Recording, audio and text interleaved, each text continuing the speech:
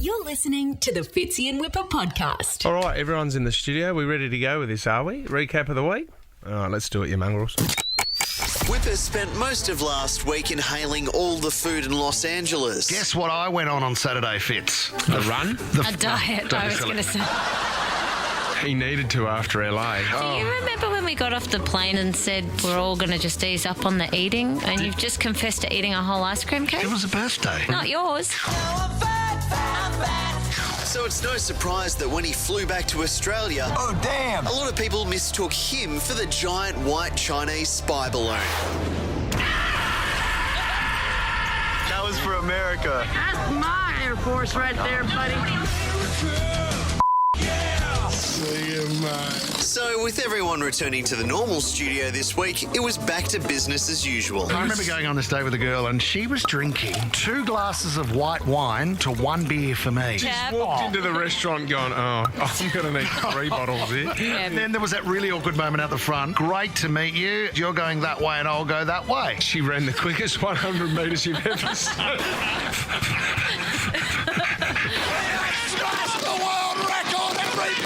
Fitz and Whip had Shania Twain on the show this week. Let's go, girls. We're not sure why Fitzy started the interview with this weird tone of voice. Shania, hello.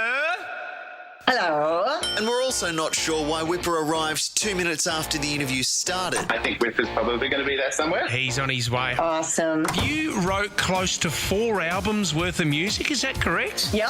But he made up for his lateness by asking the exact same questions that Fitzy just asked. You know, in lockdown, you'd written enough for 4 albums, right?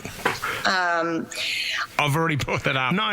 Well, second time's a charm, Whip. How do you actually select 10 to 12 songs for an album? No, Whip, don't ask that same question. When you're writing, how do you judge what makes the cut? Sorry, Shania. There's a lot of factors. Let's go, girls. Thankfully, Whipper smoothed things over with this comment. I just wanted to release a new album and take my top off. What? That's it.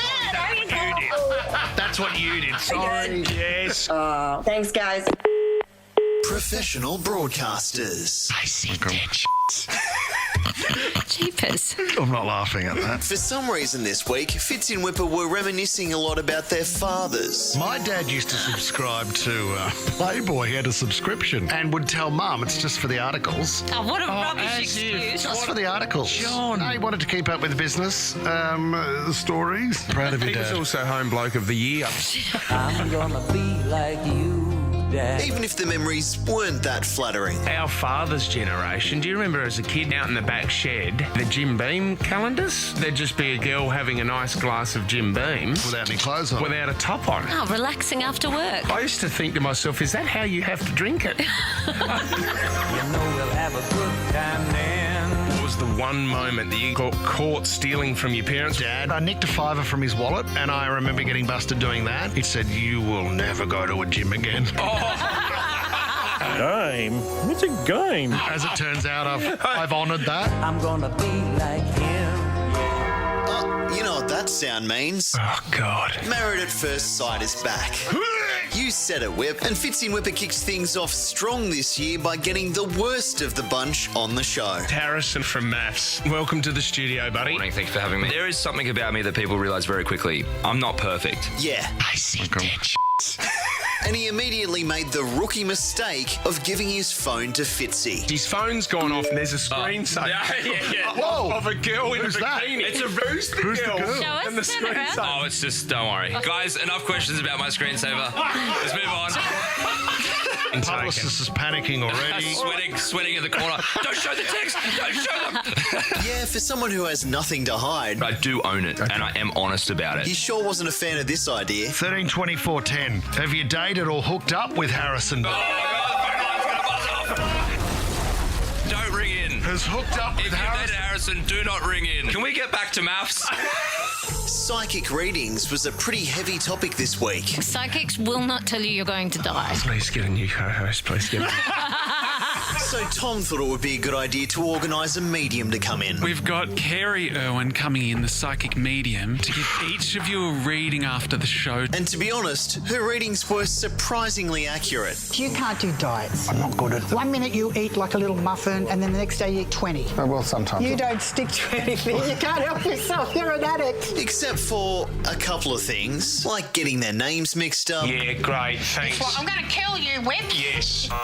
It's Fitzy. She needs it because she's so hands-on with everything. And she did struggle a bit with Fitzy's injuries. Did you have a back injury or something? No. Skeletal. Oh, no, my back's all right. I've had 4 knee reconstructions. Well, knees. Is it the left knee? Yeah, no. The good news is when Sarah found out that she has a ghost living in her house. With the house, you need to clear it. You might have a spirit in it. You serious? You've got a male spirit in the house who thinks he's still living there. Fitzy graciously offered to make the ghost leave. Hey! I've got hey! This is not your house. Get out! Hey! Over here! Don't you dare walk away from me, spirit. See you guys next week. I see dead Jeepers. I'm not laughing at that. You're listening to the Fitzy and Wippa podcast.